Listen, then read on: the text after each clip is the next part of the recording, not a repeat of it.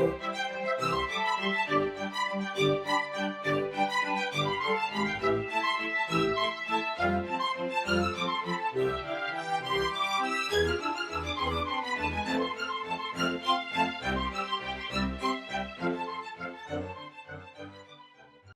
to the Secrets of College Planning. I'm your host, Anthony Uva, and today we're going to get some insight into bowl games at the college level. My guest today is Nick Carparelli. He is the executive director for bowl season, and welcome to the show. Thanks for having me here. Yeah, so usually I start my guests where they went to school. So where'd you go to college? So as an undergrad, I went to Worcester Polytechnic Institute in Worcester, Massachusetts, which is a little unusual start for someone who's had their career in sports. I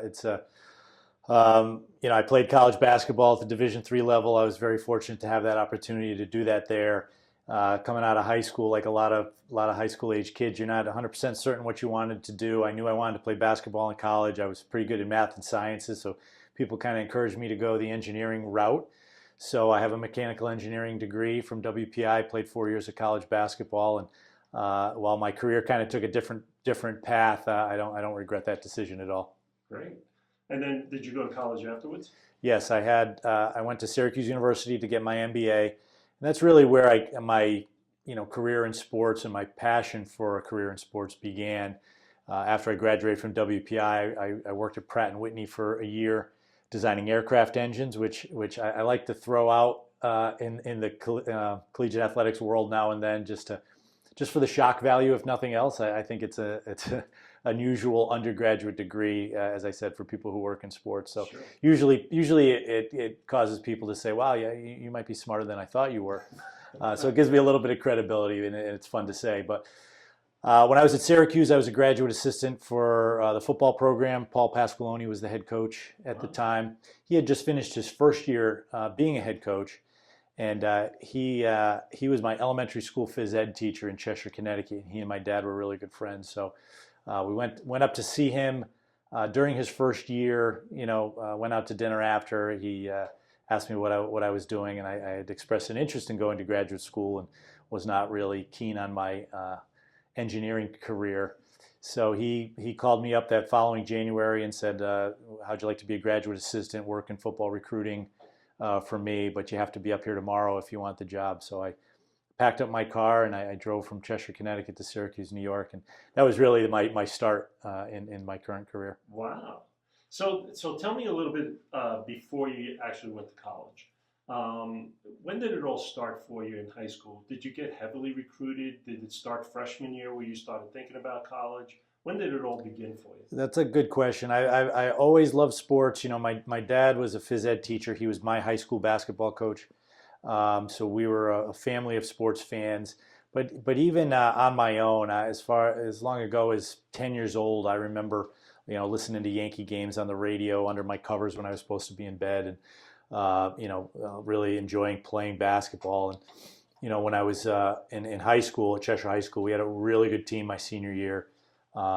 Really felt like I wanted to play basketball in college, and the head coach at WPI showed an interest in me as a player, in addition to my desire at the time to pursue a career in engineering. So that kind of came together for me. I wasn't a great basketball player, but good enough to play in college. And 3% of high school athletes play at the college level at any level. So I was really fortunate to have the opportunity to play in college, and I don't know if, for my current career, I love being able to say that I was a college athlete and to think back about those experiences. And it really plays a big role in a lot of the things I do and the decisions I make. To be able to have that background of what it was like to be a college athlete really helps me. So now you go to college. What did you think of the college experience when you got there? As an undergrad? Yeah. Yeah, it was interesting. A Division III athlete it's a unique experience. I mean, it's a bunch of guys who really love to play the sport. You don't have the same kind of glitz and glamour and glory that you do at the Division I level. If you don't love playing it, you're not doing it in the first place. And it's a bunch of guys that are just deficient in one or two things to not be a Division I player. So they have a little chip on their shoulder. So that was great. The coursework was really challenging. I think without playing a sport, the college experience would have been a lot lesser for me. In fact, my son is a Division I pitcher. He goes to Manhattan College, and he's a sophomore now. His first semester last year, they had fall practice, and he was doing study hall, and he was away at school for the first time. And I remember asking him, I said, Nick, how are you managing your time? Is everything going okay? He says, Dad, to be honest with you, some of my friends who don't play sports, I don't know what they do all day. He says, for me, it kind of really helps me keep on target and keep my schedule organized, and it's really a benefit for me. It's, the time, I have plenty of time to do what I need to do. And that's what a lot of people say when they play sports at the college level. There's a lot of time management that goes into it. There really is. There's plenty of time to do it all. It's just a matter of you being organized and planning your day and prioritizing. And I think it teaches you to do that. Otherwise, it would be so easy to get done what you need to do every day if you didn't have a full schedule. Right. So now, how does one go from graduating college, graduating from a master's degree, and end up as the executive director for bowl season? It's a good question, and I think I think my story, I kind of use my story when I speak to college age kids nowadays who find me on LinkedIn or wherever and seek my advice and ask me to be somewhat of a mentor. I could have never planned my career, and there were times where I used to think that it really doesn't make sense, my job, the path I took, one job to the next. But now that I'm in my current position, it really kind of makes perfect sense. I think every job I had challenged me because it was a little bit harder than my previous job, but it wasn't so difficult that I couldn't handle the job. I tell people all the time, if I write a book someday, which I think I will, it's going to be titled something along the lines of How I Got My Dream Job 6 Times. And if you ask somebody, what's your dream job? When I was in my mid-20s, I would have said president of the Yankees. But if I was given that job at that point in time, I would have failed miserably. I wasn't ready for that. So I think it's important that you have jobs that you're passionate about, that you love, but that you can handle and do a great job, but then be challenged enough to get better until you're ready for the next job. So were they all in the sports arena? They were. So, from Syracuse, I went to Notre Dame and was the recruiting coordinator there, and really ran recruiting. Whereas at Syracuse, I was just a graduate assistant. So that was kind of a step up in responsibilities and obligations. And then Bill Belichick hired me in New England to be his director of operations. So that was kind of a new area from college sports to pro sports. And working for him was, a ton of stories, ton of lessons there. From there, I went to the Big East Conference and was a senior associate commissioner, became deputy commissioner.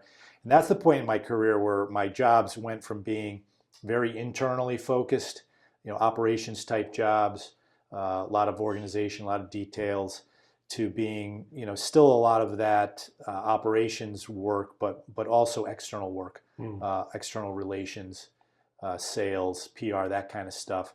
And then from the Big East, I became the senior director of college sports marketing at Under Armour.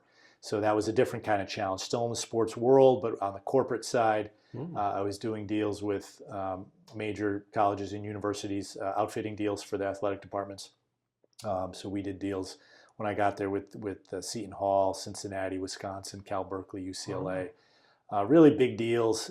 Really learned a lot there. So I was on the other side of the coin, where at the Big East I was, in the business with our Big East tournament. Anyways, corporate partners were investing in us.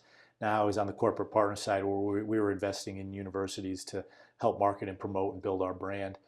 And then from there, I had the great opportunity to be the executive director of bowl season, which I'm uniquely qualified. I joked with the people that hire me and all the executive directors of the bowl games that I only really had to beat out a handful of other people.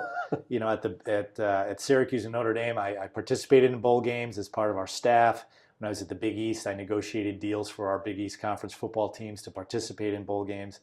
And I was also on the chair of the NCAA Bowl Licensing Committee. Wow. When I was at the Big East. And then at Under Armour, I did some corporate partnership deals with bowl games. So I was really kind of involved in the bowl world from all angles. And when this position opened up, I was just kind of a natural fit. And been in that role for 3 years now. And I tell people all the time, I think I have one of best jobs in sports. They Sure. basically handed me the keys to this great 100-year-old American sports tradition that everybody loves and says, here, make it better, do something with it that no one's done before. And that's what I've been doing the last 3 years. So now, what is bowl season all about?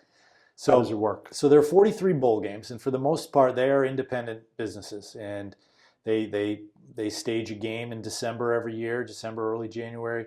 Um, they've done a great job for some of them close to 100 years of building their own brand in their own community. And with all the changes going on in college athletics, the 43 bowls came together and said, we need somebody to pull us together and to market us and brand us and promote us as a system. So people had unofficially called that time of year bowl season for a long time. So we didn't outsmart ourselves with the name. We bought a lot of time value, time equity by adopting that name officially. And we created a logo, which is on my shirt here. And my job is really, there's two halves to it. There's the internal side where I'm an advocate for the system. I interact with the 10 FBS conference commissioners on a regular basis. I serve our membership and try to find ways to create operational efficiencies. You know, they do a lot of simple tasks 43 times.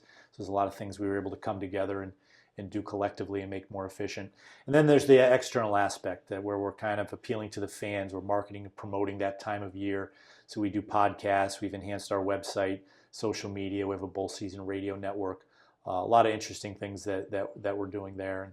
And we've done a lot and come a long way in the last 3 years, and it's been a lot of fun. So now, is there any involvement with students from the college level? Not directly. You know, the bowls obviously stage the games, as I said, and they interact with the students when they participate in the game. The one area where we engage the students, and this actually is a pretty big way, now that I think about it, is we created a bowl-bound shirt program. So if you think about any sport at any level, when you accomplish something, if you win your division in a pro sport, or you win your league in college, and maybe you're going to the NCAA tournament, but you're not there yet, you get a shirt in the locker room, and you're celebrating anyways for your accomplishment, and the shirt kind of gives you something to revolve around. So for years, when teams would get their 6th win, that's the threshold to get to bowl games, 6 wins, whether you're 6-0, 6-2, 6-4, you get that 6th win. It's a big moment in the locker room. They know they're going to a bowl game. They may not know what bowl game they're going to for another month or so. So we created the bowl-bound shirt. It's the same design for every team, but it's personalized with their school's logo and color. That's good. We provide 125 of them to each institution after their 5th win. And we've got a lot of great imagery, videos, etc. from last year. We've only been doing this for 2 years. Of these celebrations in the locker room. And I actually had a handful of coaches this year call me after their 5th win to make sure that they were going to have the shirts for the following weekend. So we really found a way to start celebrating bowl season a little bit earlier, from mid-October on, and get people to look forward to it. So where is your office? Do you have an office, or are you just a one-man show? Well, I'm no longer a one-man show. I was when I was first hired 3 years ago, and I still work out of my home. We have a long-term vision of having an office someday where we kind of serve as a league office for the 43 bowl games. We have a director of corporate partnerships, and we have a director of operations now. I have 2 interns that I pull from the Syracuse sports management program that I'm still very close to this day. And we have an executive committee. So the 43 executive directors, 8 of them are on my executive committee, and like a lot of similar structures, somebody ascends goes from secretary to treasurer to chair of the association. And those 8 people are the ones I deal with on the most regular basis, and everything I do I run through them. So now we're coming to the end of our show, and usually I ask my guests, what advice do you want to give to students and parents that are watching this? What advice do you want to give them? Well, I would say to be flexible in your thoughts and expectations on what you want to do. I think sometimes, you listen to motivational speakers, you listen to other people give advice, and they're always hammering young people to set goals and to do everything you do should be driven towards that goal. Well, I don't know too many people who really truly know what they want to do when they're 18 years old. You just do the best you can. Do what you think you like, and don't ever second guess yourself. because as you go on, every experience is a great experience. Even if you find out that something you thought you liked, you don't really like, and you can never know till you get into it. So, that's where I said at the beginning, I use my career as an example. I thought I wanted to, be an engineer, right? As it turns out that it didn't work out that way, but the skills I learned, obtaining an engineering degree, how to think practically, how to solve problems, really serves me well as I go on. And I learned, what, maybe this isn't for me, so I was on to the next opportunity. So I would say any opportunity you have, if it feels right to you, if in your gut you say this sounds interesting, even if it didn't fit your vision of where you wanted to go, take the chance. Take chances when you're younger. Summer jobs, internships, check things off your list mentally. I like this, I don't like this, and you'll find your way. But don't be open-minded and be flexible. Great. Well, thank you very much for coming on the show. I appreciate it. Thanks for having me. Yeah. So you've been watching The Secrets of College Planning. I'm your host, Anthony Uva. Until next time.